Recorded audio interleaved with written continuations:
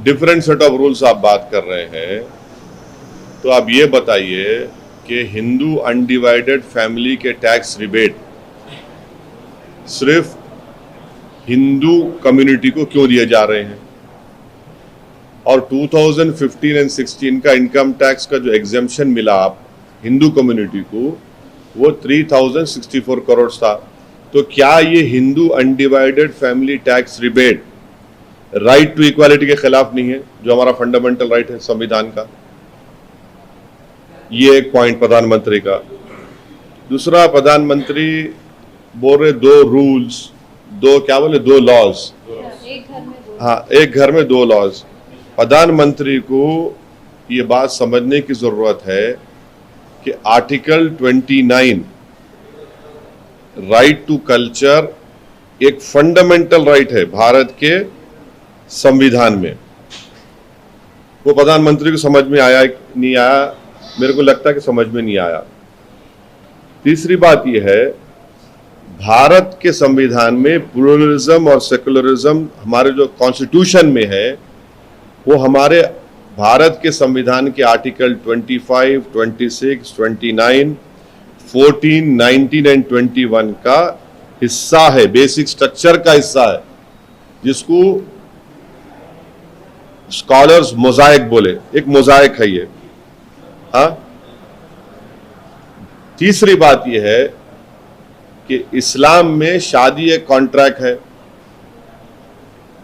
Hinduism में जन्म जन्म का साथ है, क्रिश्चियनिटी में आई डू बोलते।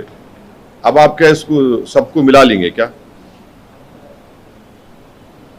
चौथी बात यह है कि भारत के प्रधानमंत्री भारत की डाइवर्सिटी को, प्लूरलिज्म को एक प्रॉब्लम समझते, इसीलिए इस तरह की बातें करते रहते।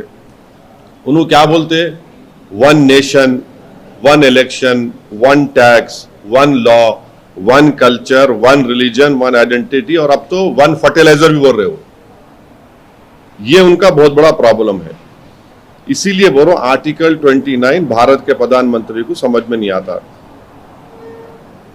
अब यूनिफॉर्म सिविल कोड की भारत के प्रधानमंत्री बात कर रहे हैं, तो क्या यूनिफॉर्म सिविल कोड के नाम पे आप प्लूरलिज्म, डाइवर्सिटी को छीन लेंगे क्या? आप वो करना चाह रहे? यूनिफॉर्म सिविल कोड की जब बात प्रधानमंत्री कर रहे हैं, वो यूनिफॉर्म सिविल कोड की नहीं बात कर रहे, वो हिंदू सिविल कोड की बात कर रहे। पूरे जो इस्लामिक रेफरेंसेस है प्रैक्टिसेस के, उसको वो इलीगल ट्रीट करेंगे, और पूरे हिंदू प्रैक्टिसेस को प्रधानमंत्री अंडर द लॉ प्रोटेक्ट कर लेंगे। मैं प्रधानमंत्री को चैलेंज कर रहा हूं, 300 MP आपकने है, आप हिंदू अनडिवाइडेड फैमिली को एबॉलिश करो पहले, नंबर 1। कर सकते क्या आप? Thirdly, fourthly, section 21A special marriage act जो है, it protects marriages and inheritance between Hindus, but the same is not extended to Muslims. Why? हाँ, आप यहां पर हिंदू भाइयों को कल्चर बोलेंगे, यहां पर इस्लामिक प्रैक्टिसेस की यूनिफॉर्मिटी यहां पे निकालना चाहेंगे आप। बीजेपी और प्रधानमंत्री ये बात को भी भूल गए, सेक्शन 2 जो है हिंदू मैरिज एक्ट में आदिवासियों को एग्जम्पशन देता। कर सकते क्या प्रधानमंत्री उसको? मोदी साहब करेंगे? अभी आदिवासी सरना कोड क्यों पूछ रहे भाई? आर्टिकल 371 है भारत के संविधान में, प्राइम मिनिस्टर करेंगे, नागालैंड, मिजोरम निकाल सकते। एक मणिपुर को नहीं जा सक रहे प्राइम मिनिस्टर मोदी, जहां पे 300 चर्चेस को जला दिए गए, और आप 371 निकालेंगे क्या? बताओ हमारे को। आप बोलिए, प्रधानमंत्री को बोलना चाहिए इन बातों पे। तो यूनिफॉर्म सिविल कोड की बात तो कर रहे हैं, और फिर आप गुजरात में डिस्टर्ब एरियाज एक्ट में मुसलमान अपना घर नहीं बेच सकता, हिंदू अपना घर मुसलमान को नहीं बेच सकता। आप गुजरात में मुख्यमंत्री थे, अभी भी आपकी सरकार है। यूनिफॉर्म सिविल कोड की प्रधानमंत्री बात कर रहे हैं, और हिमाचल प्रदेश में वहां पर एग्रीकल्चर लैंड नॉन हिमाचली नहीं ले सकता। चलो प्रधानमंत्री आप ले लो, अपनी वहां एग्रीकल्चर लैंड लेके दिखाओ। आप यूनिफॉर्म सिविल कोड की आप बात कर रहे, जाके ये बात प्रधानमंत्री पंजाब में बोलो। चलो पंजाब में बोलिए प्रधानमंत्री, आप जाकर बोलिए पंजाब में, सिखों से बोलिए कि यूनिफॉर्म सिविल कोड लेके आएंगे। पंजाब के लोगों को बोलिए, देखिए क्या रिएक्शन होता। और प्रधानमंत्री यूनिफॉर्म सिविल कोड के नाम पर फिर से कह रहा हूं, हिंदू सिविल कोड की बात करना चाह रहे हैं, उसको लाना चाह रहे हैं, उनका मकसद वही है। और एक क्या है कि मकसद क्या है कि टारगेट करो भारत के मुसलमानों को, उनको ह्यूमिलेट करो।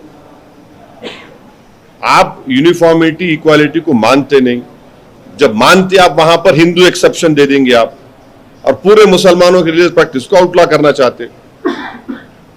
और एक बात, प्रधानमंत्री ये बात समझ नहीं पा रहे हैं कि अभी all India Muslim personal law board ने भी इस बात का जिक्र किया है, सुप्रीम कोर्ट में ये कहा कि एसेंशियल रिलीजियस प्रैक्टिसेस जो है, एसेंशियल रिलीजियस प्रैक्टिसेस में अगर यूसीसी लेके आएंगे आप, तो उसमें होगा क्या, मैं बताता हूं आपको।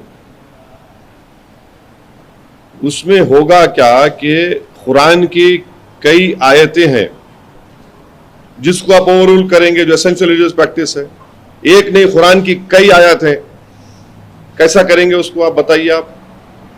तो ये चीजें हैं, तो यूसीसी को इस्तेमाल कर रहे, मगर संविधान में डायरेक्टिव प्रिंसिपल्स में यह लिखा गया है कि भारत की दौलत सब में बांटी जाए।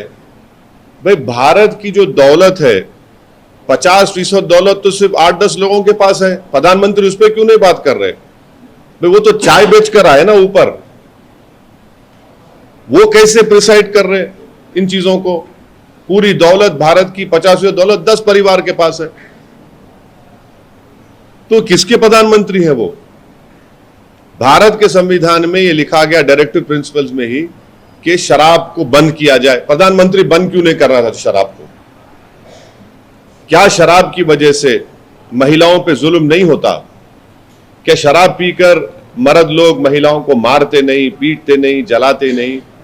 शराब पीकर लोग टक्कर मारकर जाने ले लेते हैं। शराब पे पाबंदी लगाइए। और यूसीसी की आप बात करते, भाई कौन सा स्कूल ऑफ थॉट होगा? मिताक्षरा होगा, दयाभागा होगा? बोलो प्रधानमंत्री, आप बताइए कौन सा होगा? दयाभागा स्कूल ऑफ थॉट होगा, मिताक्षरा स्कूल ऑफ थॉट होगा, कैसा होगा बताइए? तो मकसद एक ही है कि भारत के प्लुरलिज्म और डाइवर्सिटी को, भारत के प्रधानमंत्री को एलर्जी है प्लुरलिज्म और डाइवर्सिटी से, इसीलिए वो इस तरह की बात कर रहे हैं। अच्छा, और एक चीज, बाबा साहेब अंबेडकर ने क्या कहा था कि यूसीसी को मैंडेटरी नहीं देखे बाबा साहब अंबेडकर, वो बोले कि वॉलंटरी होना चाहिए। और वो क्या बोले कि नॉन रिलीजियस सेक्युलर लॉ रहना चाहिए, जिसको एक्सेसिबल सबको। नॉन रिलीजियस सेक्युलर लॉ है हमारे देश में, आपके पास स्पेशल मैरिज एक्ट है, succession, Indian succession act already है, और खुद आपका बनाया हुआ लॉ कमीशन 2018 में यह कह दिया कि UCC is neither necessary nor desirable. कौन थे उसके चीफ चेयरमैन? सुप्रीम कोर्ट के चीफ जस्टिस बीएस भूषण साहब थे। ये है। उन्होंने 3 तलाक पर भी बात कही है। उन्होंने कहा कि जो लोग एक बात सुनिए, प्रधानमंत्री को पाकिस्तान से मोहब्बत क्यों है इतनी? मेरे को तो नहीं है। प्रधानमंत्री पाकिस्तान का हवाला दे रहे, आप मेरे को पाकिस्तान के प्रिज्म से कब तक कहेंगे? नरेंद्र मोदी साहब, आपको अपना ये जो सॉफ्टवेयर है ना आप लोगों का थिंकिंग का, उसको चेंज करना पड़ेगा। भारत के मुसलमान को पाकिस्तान से क्या करना है? भारत के मुसलमान को इजिप्ट से क्या करना है? भारत के मुसलमान को दूसरे कंट्री से क्या करना है? आप क्या उनको बड़ा समझ रहे, हमको कम समझ रहे क्या? ये तो एंटी नेशनल बात कर रहे। आप तो ट्रिपल तलाक पे कानून बना दिए, अब क्यों रो रहे आप? कानून आप बनाने के बाद क्यों रो रहे प्रधानमंत्री? इसलिए रो रहे हैं क्योंकि उनको मालूम कि कानून बनाने के बाद उस कानून के जरिए और डिजर्शन बढ़ गया। मैं तो पार्लियामेंट में 3 मरतबा खड़े होकर बोला कि यह कानून मुस्लिम महिलाओं के खिलाफ इस्तेमाल होगा, इनजस्टिस बढ़ेगा उसमें। मगर आज प्रधानमंत्री रो रहे हैं ट्रिपल तलाक की तायद कर। कौन तायद? आप तो कानून बना दिए, अब क्यों रो रहे हैं आप? और पाकिस्तान से मुझे क्या ले देना है देश के प्रधानमंत्री? हम भारत को देश मानते हैं, मानते रहेंगे, मगर आपको पाकिस्तान से मोहब्बत। आप ही बोल रहे इजिप्ट, आप ही बोल रहे कई कंट्रीज का नाम ले रहे हैं। कितना आगे चले गए हम लोग तो। हाँ, बहुत आगे चले गए। हम देख रहे ना, इतना आगे चले गए कि चोरी की सजा हाथ काटना है। करिए ना फिर, अब इतना आगे चले गए तो कौन रोक रहा आपको? कत्ल की सजा गर्दन काटना है, करेंगे क्या आप?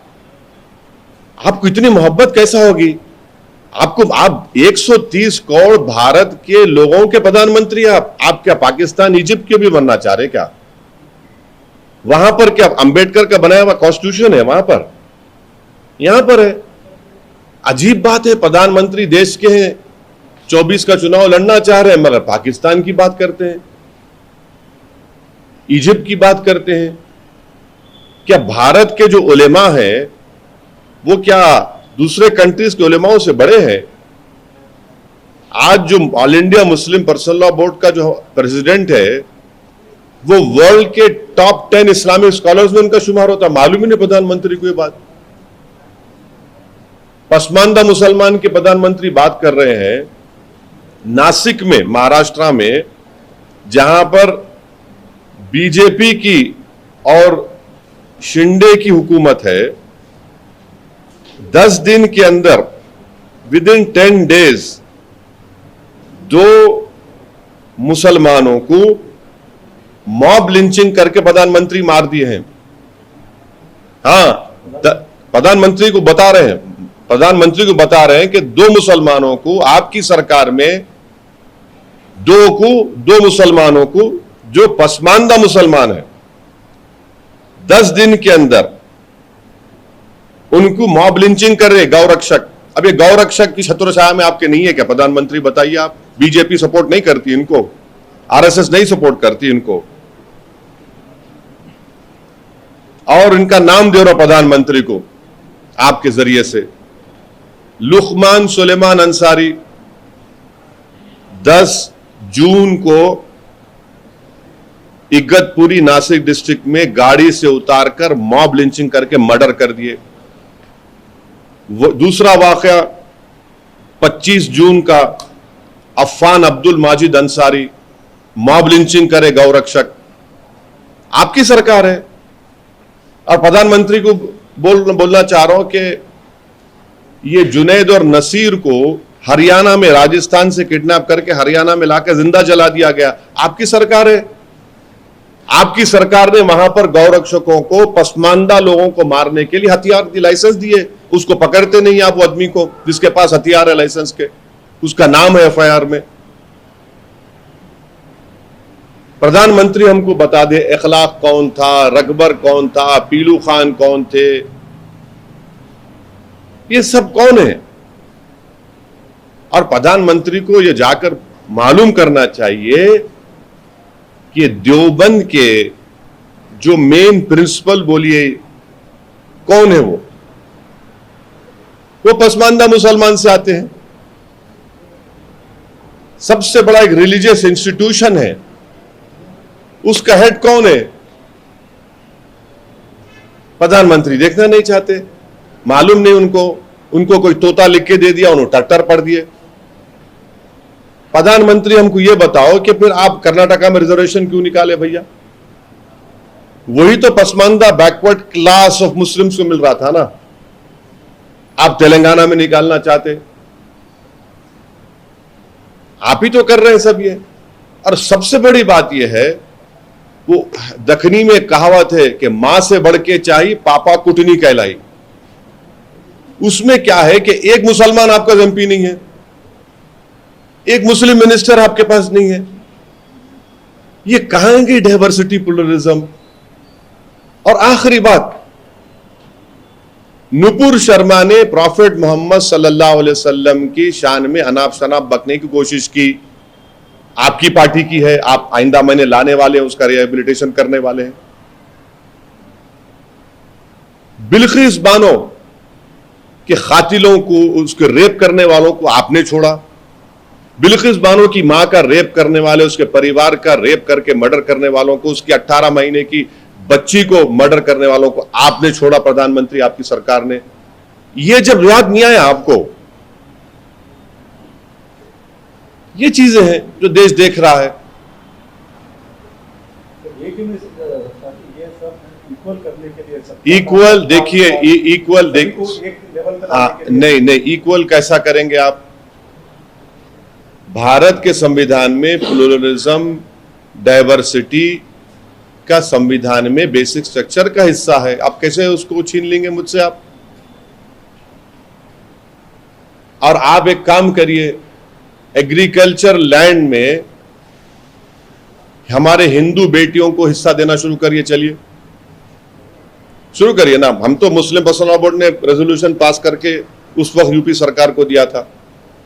क्या प्रधानमंत्री की सरकार विल पावर को निकालने तैयार है? विल पावर को निकालिए, चलिए निकालने तैयार है आप? बताइए हमको। दो कानून बात करते, दो कानून, तो फिर क्या देश में दो कानून नहीं है? अगर मुझे लक्षद्वीप जाना है तो परमिशन लेना पड़ता, अरुणाचल प्रदेश जाना पड़ता, मुझे परमिशन लेना पड़ता है। बताइए, दो कानून ही तो हुए। आपने मणिपुर में मेजॉरिटी कम्युनिटी को ट्राइबल स्टेटस देने की बात की, पूरा मणिपुर जल रहा है अभी तक।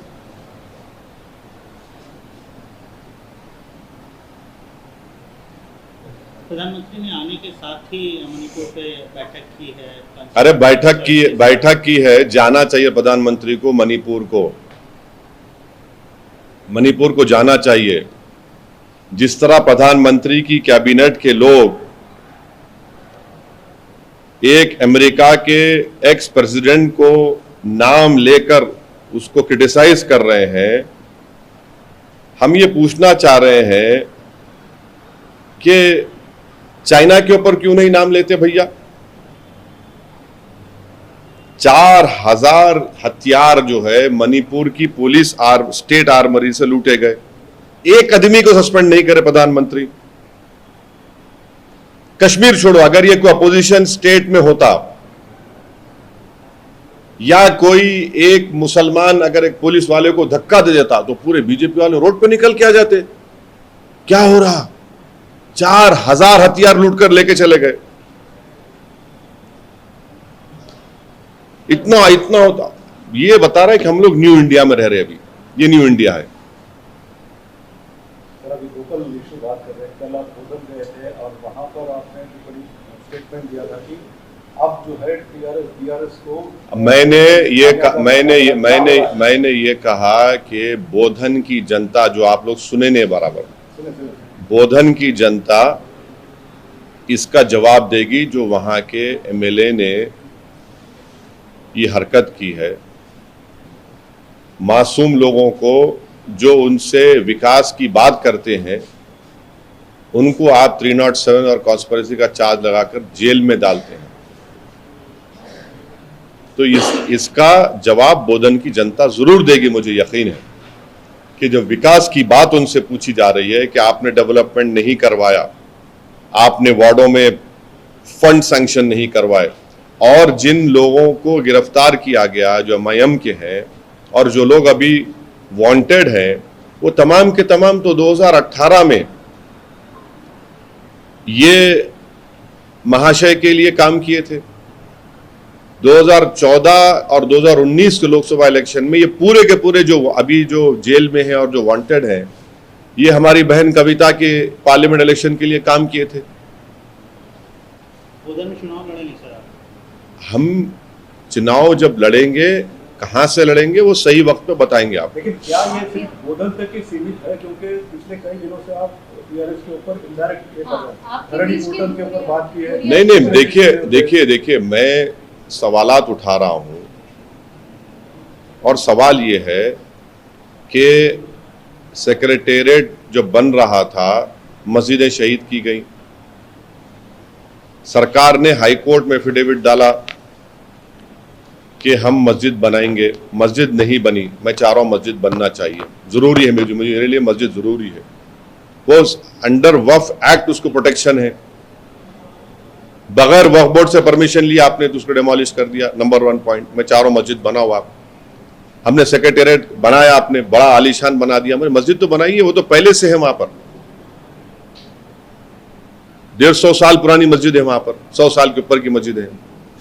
दूसरी बात, मैंने इस बात को उठाया कि बीजेपी ये बोलती कि मुस्लिम तुष्टीकरण हो रहा है, अपीसमेंट हो रहा है। मैंने पूरा रिकॉर्ड दिया कि मुख्यमंत्री ने यादाद्री में मंदिर बनाए 1800 करोड़ की लागत से। मैंने रिकॉर्ड दिया कि मुख्यमंत्री ने तेलंगाना के मुख्तलिफ मुकामात पर मंदिरों को रिपेयर करवाया, अच्छा बनाया, हम उसके खिलाफ नहीं है। तीसरी बात मैंने ये उठाया कि इस्लामिक सेंटर बनाने की बात मुख्यमंत्री ने की, ऐलान भी कर दिया 2018 में, मगर ब्राह्मण समाज का केंद्र बन गया। सुनिए नहीं, हाँ, बंजारा समाज का बन गया, आपने अच्छा याद दिलाया, थैंक यू वेरी मच, बहुत शुक्रिया आपका कि आपने इस बात को याद दिला दिया, मेरी मेमोरी को फ्रेश बन गया। हाँ बिल्कुल देखिए बहुत अच्छा है, तो मुसलमान का ही बनना चाहिए ना, बन गया ना वो लोगों का, हमारा तो खाली ऐलान हो गया। अभी ऐलान नहीं हुआ, ऐलान हो गया मगर अमलावरी नहीं हुई। मैं ये बोला कि माइंड स्पेस से लेकर राजीव गांधी इंटरनेशनल एयरपोर्ट तक 5,500 करोड़ की लागत से एक मेट्रो लाइन डाली जाएंगी, बहुत अच्छा है, वेलकम कर रहे हैं हम। लकड़ी का पुल से BHEL, हम ये बोल रहे पुराना ओल्ड सिटी का 550 करोड़ का एक बिट है, एक जुबली बस स्टैंड से फलकनुमा तक। और इसमें सबसे बड़ी गलती जो हुई चंद्रबाबू नायडू से हुई, जो नहीं करे, CM थे, राजशेखर रेड्डी थे, नहीं करे, रोशया बने, नहीं करे, किरण कुमार रेड्डी बने, नहीं करे, अब KCR है। हम बोल रहे भैया कराओ, अब जब 5,500 करोड़ के लिए आप कर रहे तो इसको भी शामिल कर लो उसमें। क्यों नहीं होता? नहीं सुनिए, अरे सुन तो लीजिए पूरा।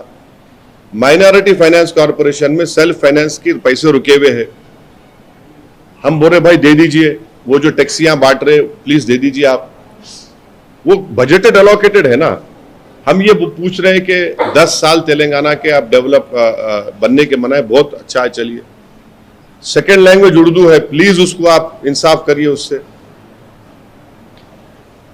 10 साल में जो बजट माइनॉरिटी मिनिस्ट्री को दिया गया, जो एक्चुअल दिया गया और एक्चुअल जो अनाउंस हुआ, जो उसमें 4,000 करोड़ का 4-4.5 करोड़ का फर्क है। ये हम चीजें उठा रहे, मेरा राइट है भाई गवर्नमेंट को पूछना। नहीं सुनिए, देखिए आप उसको कैसा देखते हो आपके ऊपर मुनस्सर है, मैं आपकी सोच को बदल नहीं सकता। अब KT रामाराव साहब दिल्ली गए थे, होम मिनिस्टर से मुलाकात, सुनिए दिल्ली गए थे, तो वो मैं उनका शुक्रिया अदा किया कि उन्होंने डिफेंस मिनिस्टर राजनाथ सिंह से मुलाकात की, जो उन्होंने रिप्रेजेंटेशन दिया तो उसमें से 6-7 तो मेरे कॉन्स्टिट्यूंसी की। मैं बोला शुक्रिया आपका बहुत बहुत, वो जरूरी इशू है। उन्होंने जाकर मिला डिफेंस मिनिस्टर को, फिर वो हरदीप सिंह पुरी साहब से मिल रहे थे। मैं भाई ये आप प्लीज अपने रिप्रेजेंटेशन में इस बात को शामिल करिए कि ओल्ड सिटी का जो मेट्रो लाइन है उसको शामिल करो। बहुत अच्छा, मैं तो वेलकम किया उनकी मुलाकात को, मिलना चाहिए, स्टेट के मसाइल मिलना चाहिए उसमें। क्यों नहीं हो रहा है सर? सुनिए, सुन तो लीजिए, ये मैं बोलूंगा ना, नहीं बोलूंगा मैं, डेवलपमेंट का काम है, मेरे को कराना है, मेरी गवर्नमेंट से कराने का है, गवर्नमेंट को बोलना चाहिए मेरे को, नहीं बोलूंगा मैं। अरे देखिए वक्त, सवाल वक्त की बात नहीं है, सवाल ये है कि ये मैं जो कुछ कह रहा हूं ये सच्चाई पर मुबन्नी है, ये ट्रू एकदम फैक्ट है, ये इसमें कोई छुपी हुई बात नहीं है। और मैं पूछ रहा हूं, हम बराबर पूछेंगे गवर्नमेंट का हम बोलेंगे, गवर्नमेंट को अच्छा काम करे तो अच्छा बोलेंगे, नहीं करे तो नहीं करे बोलेंगे।